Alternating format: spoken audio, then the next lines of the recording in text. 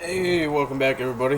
Hope everybody had a good weekend and decent Monday. Mondays are always fun, especially if you're off weekends. But anyways, yesterday I bought this. Yeah, another one of these for the Holy Toledo. It's a Panther II build.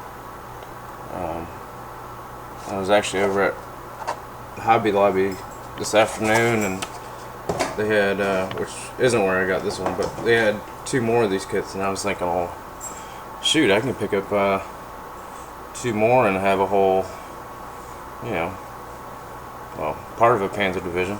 That'd be pretty interesting. And they're cheap too, like $15 a piece. And a lot of times Hobby Lobby will give 40% off coupons, so shoot. Anyways, but man, this thing just kind of goes together by itself. Maybe this light here, but as you can see, it's almost done.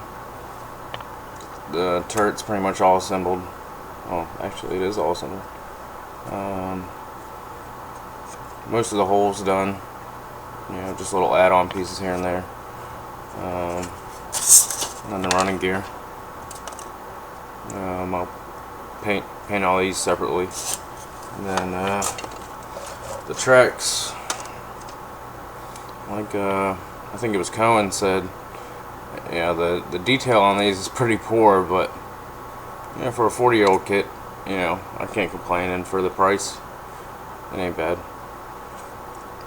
And I don't know if I could really justify spending, $40 on a set of metal tracks, or a little less money for some workable plastic tracks, but on a $15 kit.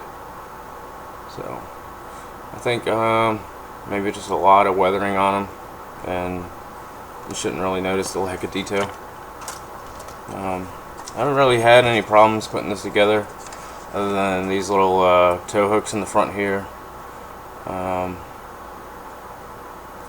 The way it's designed, it kind of holds the upper part of the hole onto the lower part of the hole, but I don't know, it's not a very good design. And it looks like this thing was actually, you could buy maybe a motor kit to make it move. I'm guessing that's why they have polycaps and everything on all the wheels. And that one section here was cut out for a, I guess like a motor or something. It's kind of interesting. But another gripe I had about it, they show the difference in the antenna lengths for the F and the G model. The G model having a longer or taller antenna, but then they give you this, which I don't know how well you can see it, but that's the antenna, and the antenna guard, it's molded as all one piece. So why even bother mentioning the difference in antennas between the F and the G if you're just gonna give us this? So I'll probably end up cutting this end off and repositioning it, and maybe see if I can scrape out this molded in antenna out of here, or just scratch build this antenna guard, and then do some stretch sprue for the antenna.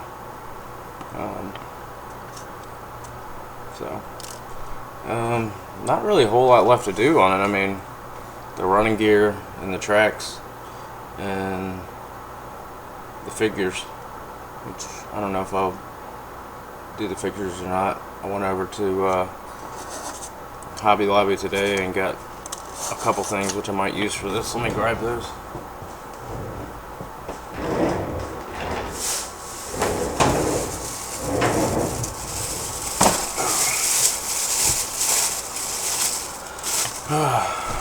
So I believe, what was it, Red Dragon Modeling, Model Works picked some of this up, same place, Hobby Lobby. modeling snow. I mean, $2.30. It's not bad. I mean, you don't get a whole lot, and for maybe twice that much, you could probably get, you know, a pretty decent container. But I might use that for that Panzer IV I got built, since it does have the winter whitewash on it. So, if not, I can always use it sometime down the line. Just got some wood bases. These are really cheap. This big one here was like $2, and this one here was $2. So, thinking, well, I didn't remember exactly how big this Panzer II was when I was at Hobby Lobby, so I bought 2 of them. Actually, I think that'll be good for this one. I have no idea what I'll do for the base, but we'll get to that later. What spot to throw this? See what else we got here. My Hobby Lobby is now selling Vallejo paints. Picked up some gloss varnish because, as those of you who use Vallejo paints know, that pretty much all their paints are like a matte finish or satin. They're pretty much flat. I don't know, I figure for some things I'll probably need a gloss, or like if I'm doing like oil streaking or mud or something like that, which I could probably use Future, which that's what I use. I could probably use that to do oil streaking as well. And that's the last thing I got. Modeling clay to do the bases with these. This was $8.99, and I used a 40% off coupon on that, so that worked out good. One thing I probably will do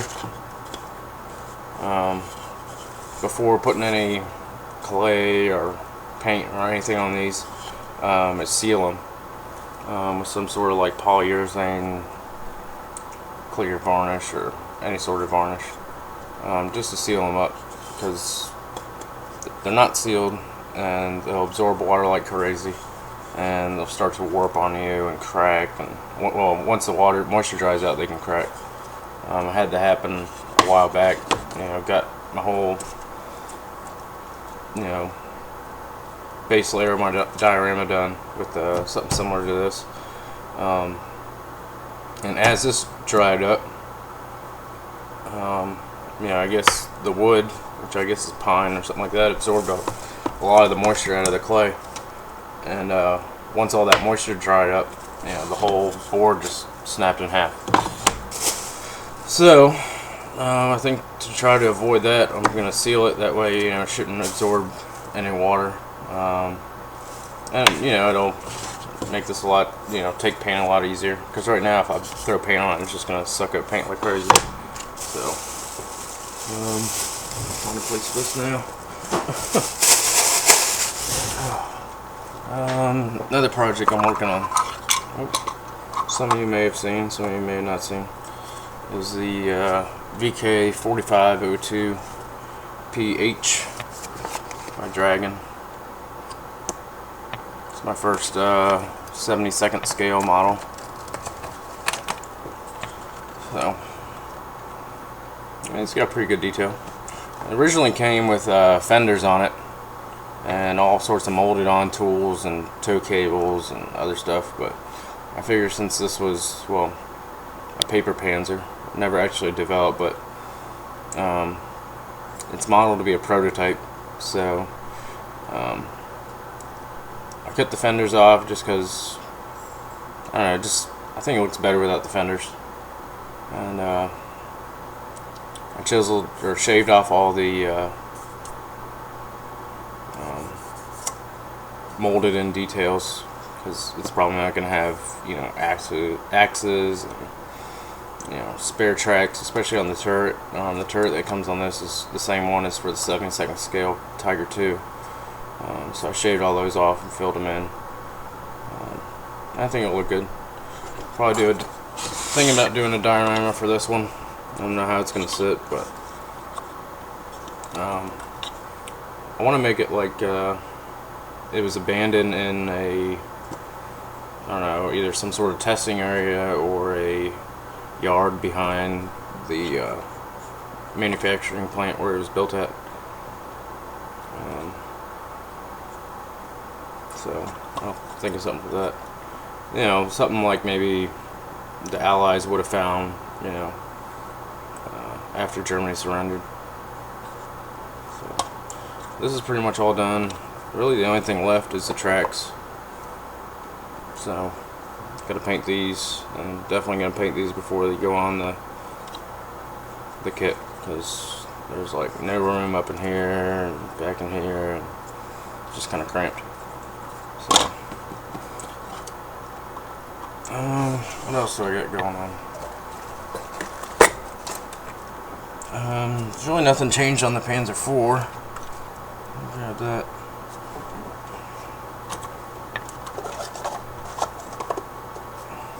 Yeah, I haven't done anything on this one. I still need to make one more road wheel, or what are these called? Whatever the wheels are on the top. Idler wheel, I think. No, it's not idler. What is that? Return roller. So I gotta make another one of those. I found out that I had spare road wheels, which they give you spare road wheels but not spare return rollers. Wish they would give you spares of those. But, I mounted one up here. Most of the time you see them mounted.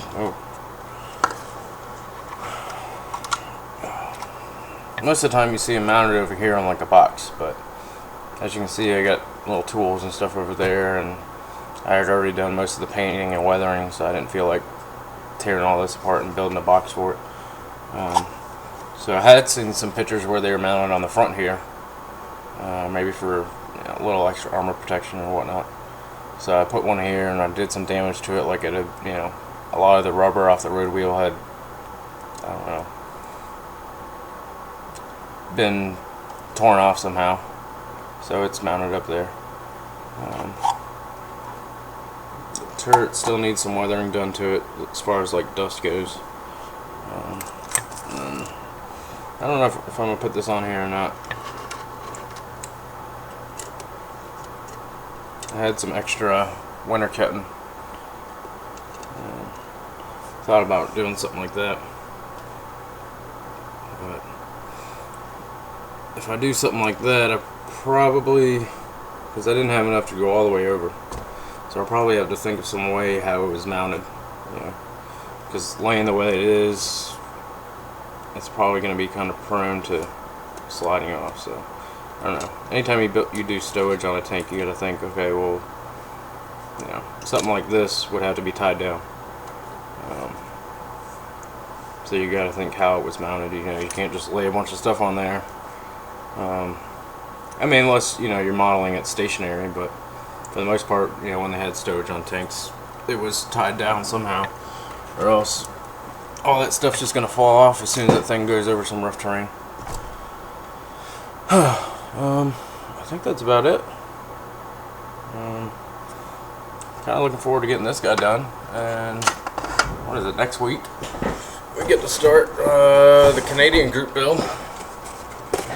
So I get to do this guy, and I already got some green for it. Actually, I had surface primer, but it'll probably be fine for the whole thing. And I got some other greens over here. I might try some, you know, color modulation, or, you know, different shades on all the panels. So that should be fun. Oh, well. Oh, one more thing.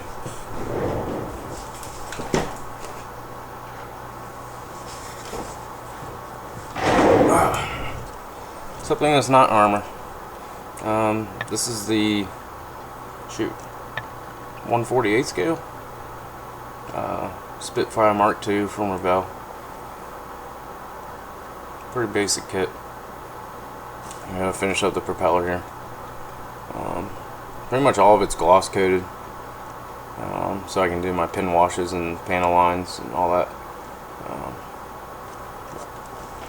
Let me get it. Keep moving this camera around and I forget where I need to hold things so people can see it.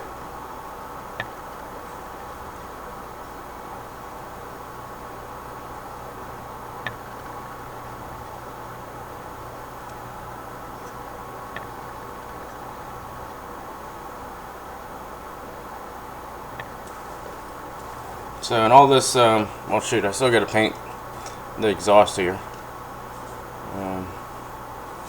But other than that, it's pretty much done.